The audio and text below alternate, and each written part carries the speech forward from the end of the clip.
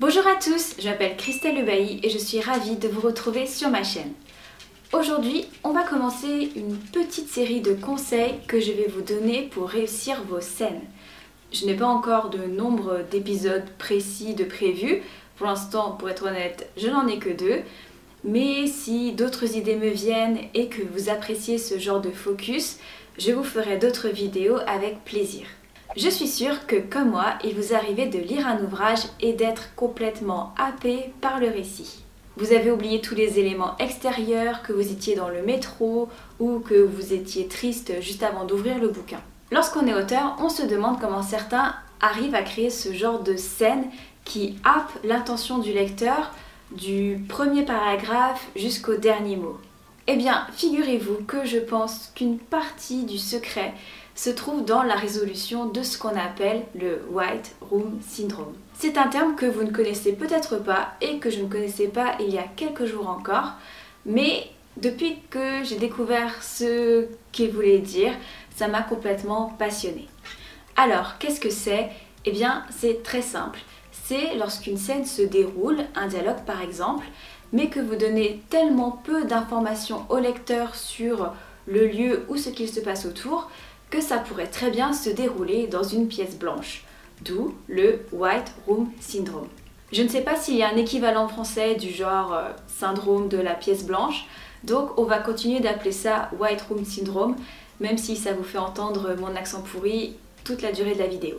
Ce White Room Syndrome me permet d'aborder le thème des scènes et de comment les réussir en général. Lorsqu'on écrit, il arrive qu'on se retrouve dans la zone, c'est-à-dire qu'on vit complètement l'histoire à côté de nos personnages. On est tellement impliqué dans l'action et dans leur dialogue qu'on oublie complètement qu'il y a derrière un lecteur qui risque de se perdre. Seulement, il n'est pas question de lieu, il y a plein d'autres informations qu'il faut donner au lecteur pour arriver à l'immerger dans la scène. Il va falloir apporter des informations au lecteur qui rendent la scène complète.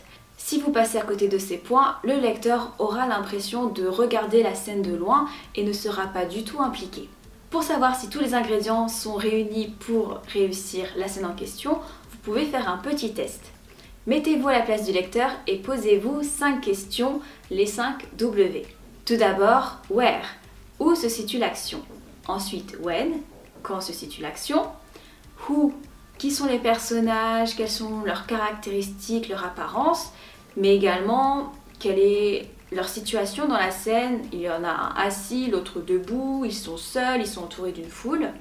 Ensuite, vous avez le what et le why. Autrement dit, que font-ils et pourquoi?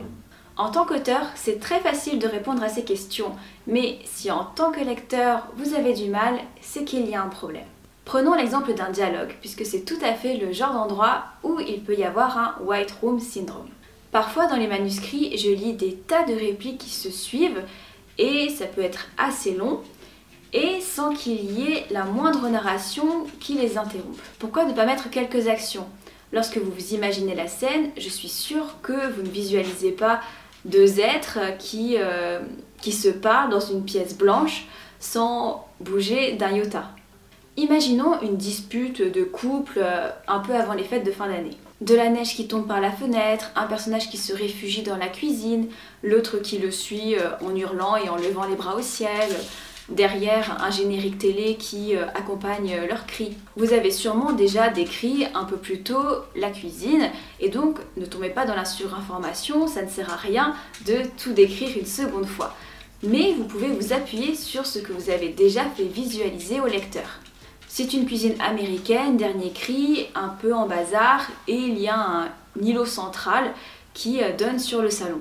Pendant la dispute, l'un des personnages peut très bien commencer à couper des légumes pour essayer d'oublier les cris de l'autre, tandis que le second va fracasser une assiette qui se trouve sur l'îlot central. Tout de suite, avec ces détails, le lecteur est dans la cuisine avec le couple, plutôt que de simplement entendre quelles sont leurs récriminations l'un envers l'autre.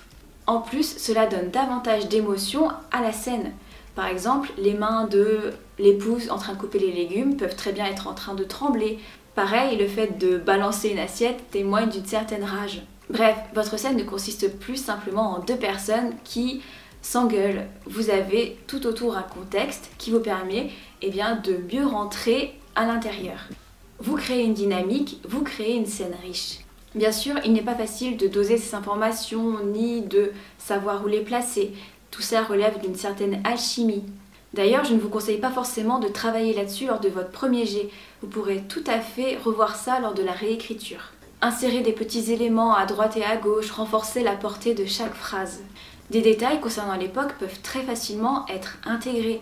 Par exemple, vous avez une sonnerie de téléphone portable qui interrompt la dispute, ou le cliquetis d'une machine à écrire, le bruit de calèches sur les pavés, ou pour continuer dans la scène de Noël, des haut-parleurs qui diffusent Vive le vent dans la ville. Pareil, si votre scène se déroule dans un lieu, c'est qu'il y a une raison, donc servez-vous-en.